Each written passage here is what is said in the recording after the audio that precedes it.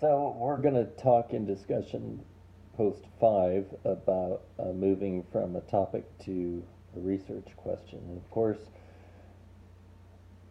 ideally, you want to just come up with problems that you face that you have a real passion to go about solving, because this is about you and your work.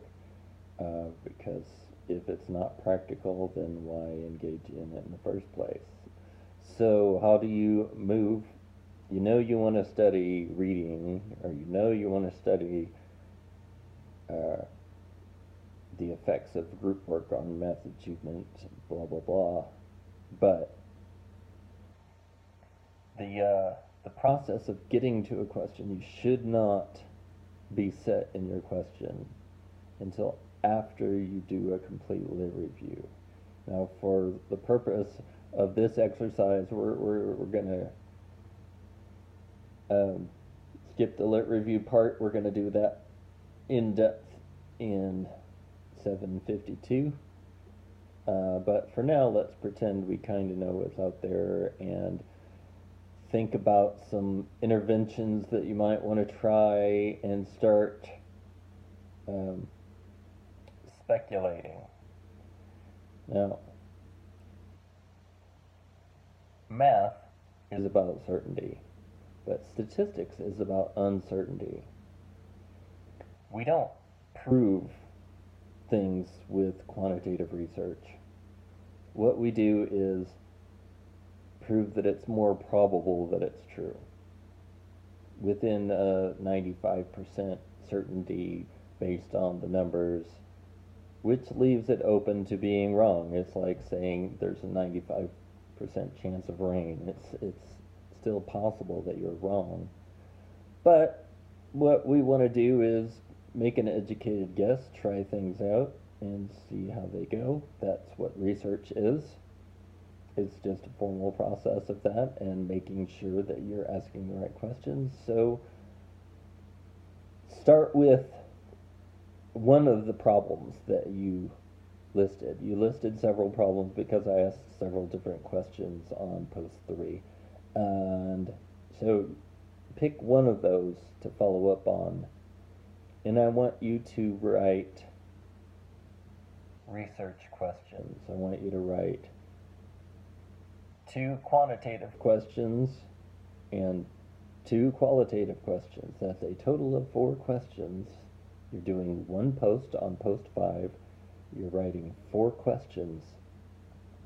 And if they're quantitative questions, you're going to have in those questions variables, and you're going to need to identify independent variable and dependent variable and ask the questions such that it makes sense. You're going to have to think about whether you're just doing a correlation, where if this goes up, that goes up as a general trend, but it's not really out to prove anything other than that there is a relationship between the 2 variables. Or it may be that you want to say, when I do this, this happens as a result, and that's dependable, reliable. It's going to happen 95% of the time. So then you're looking at the inferential statistics like t-test and ANOVA and those such things. Eventually we will practice deciding between those things, but right now it's too early because you don't know what your questions are. What do you want to know? Take one of those topics. For the quantitative, make an educated guess of what you think the relationship between the variables is, and then write your question based on that. That's what hypothesis is. So write 2 quantitative questions. Make sure you know independent and dependent variable. And then we're doing 2 qualitative questions. And qualitative questions don't necessarily, they have variables, but you usually call them factors or constructs. And they're also ideas, but we're not necessarily out to measure them. And as a matter of fact, we're not planning on measuring them other than a count, like behaviors, for instance. You can do a qualitative study on behaviors and you can just count how many times they get up out of their seat when they're not supposed to, and you can count how many times they express excitement about something for motivation. But we're not going to do anything other than descriptive statistics because qualitative is about describing what's going on and using some particular lens to look at and understand one particular situation or two or three particular situations. So, so qualitative questions uh, are going to be more ambiguous because you don't necessarily know what's happening. And with quantitative, you're saying, I think this is going to happen. So my question is there an effect of this on that? And um, when this happens, do student scores go up?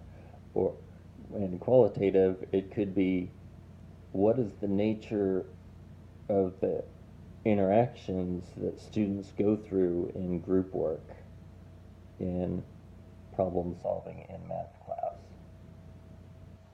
There's not a really an independent and dependent variable, but it's still a really interesting question. And